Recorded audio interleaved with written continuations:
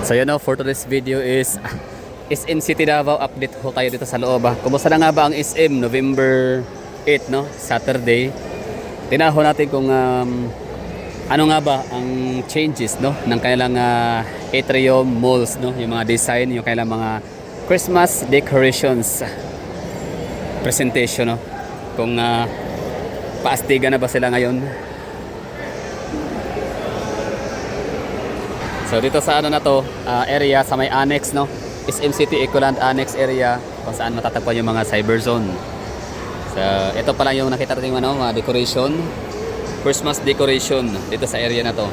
Tapos sa unahan, doon sa parang activity area nila, may mga parang may Christmas tree na no. Tingnan natin para pag bukas o sunod na araw punta naman tayo ng SM Lanang Premier at titingnan natin yung kanilang Christmas tree.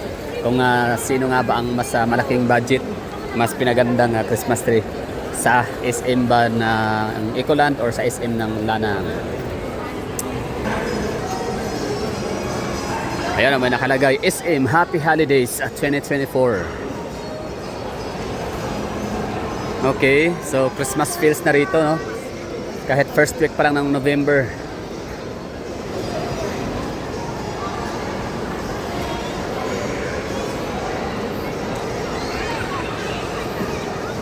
Hindi man kasing taas ang ano nitong Christmas tree nila, hindi man kasing taas ng Christmas tree nila sa may SM Lanang, pero binawi naman ito sa mga ano design, you know.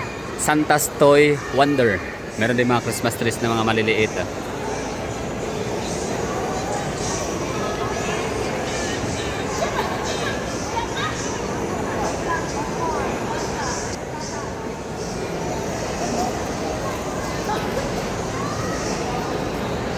Sa paligid, palibot.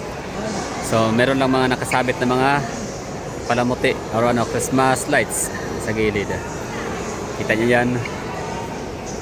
Okay, Christmas feels sa Davao City, SM City Ecoland. Soon to be the biggest shopping mall sa Davao City. Soon to be the biggest, ay hindi pala, soon to be the biggest SM mall sa Mindanao. Kapag matapos sa yung ano, expansion na 7th floor para sa National University and at the same time sa expansion no? Parang gagayahin na yung ano, yung style sa SM North EDSA. Ang pinagkaiba nga lang sa SM North EDSA ay wala pa siyang university.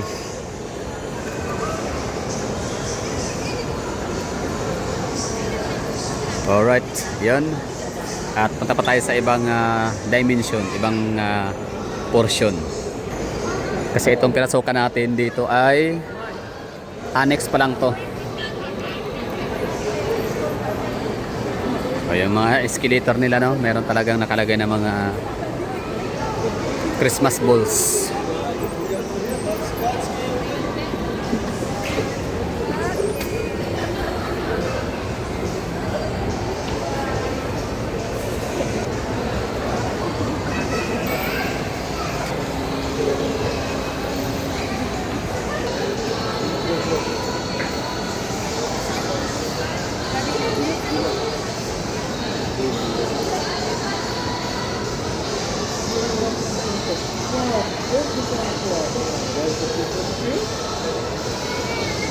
So parang loob pa lang yung inuna no ni SM City Ecoland. Kasi yung sa labas wala pa silang Christmas trees. Wala pa silang mga Christmas light decoration sa kanilang entrance area doon sa harap. Unlike ng mga previous years na meron talaga silang nilagay na parang pa-night market, Pasko fiesta at Christmas trees.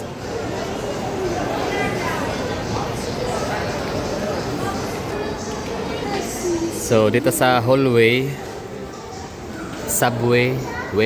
hallway no, na galing sa may annex papuntang ano, main building. So meron na silang mga palamuti no, Christmas decors and lanterns. 'Di ba? Christmas decors tawag diyan. 'Di ba? Daming tao. Sabado ngayon, walang klase, walang pasok, walang eskwela.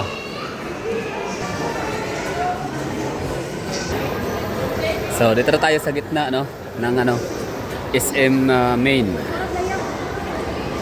Ganun din no, meron silang dito pa Christmas balls.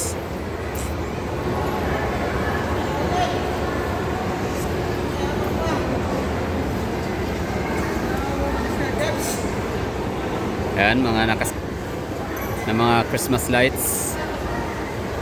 So kahit paano no, ramdam na natin yung Pasko sa Davao City.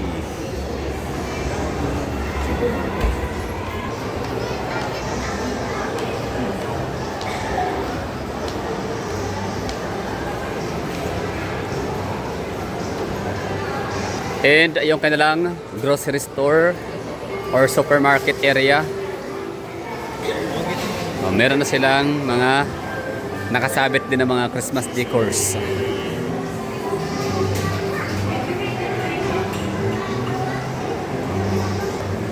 Tapos sa loob naman nila, tingnan nyo, meron silang Christmas lanterns and Christmas decors din no, na nakasabit sa kanilang mga counter area, cashier area.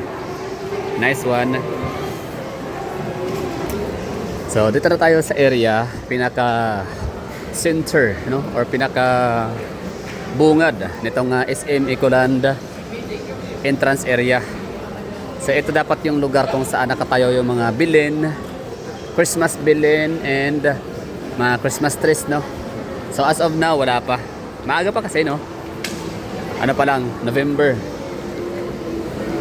9. So maaga pa no. So early para maglagay siguro sila ng mga Christmas decors na pang malupitan. So as of now, yan, maliwalas pa yung area na to dito. Siguro mga bukas sa na araw no, or mga next week mapupuno na to dito ng mga Christmas lanterns, Christmas trees, Christmas decors at kung ano pang mga Christmas presentation nitong SM City Davao. So tignan natin sa labas kung meron ba ano bang mga makikita nating mga Christmas lights and Christmas decors.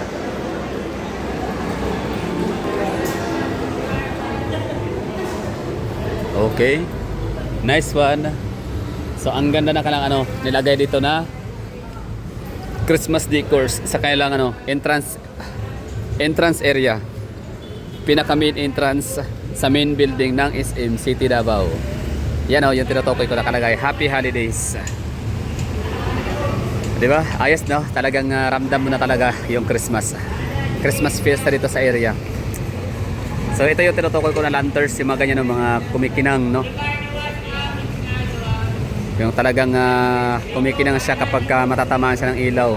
So ganyan yung ginagamit natin dati no? In the 90s sa eskwelahan.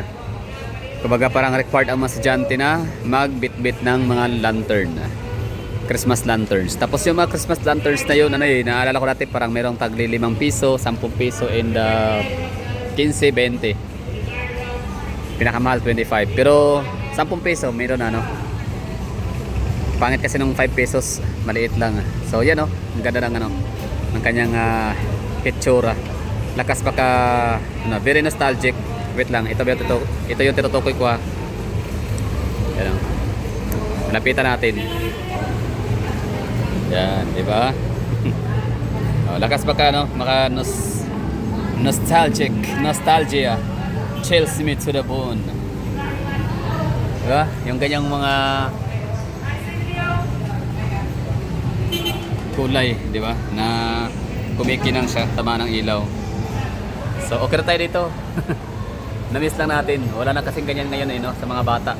Iwan ko lang kung required pa ba sa eskwelahan na or nire-required pa ng mga teacher na magbitbit ang mga estudyante na mga Kristiyano na magbitbit ng mga Christmas parol or Christmas lantern. So yun lang siguro. Maraming thank you sa mga nanonood and bye bye.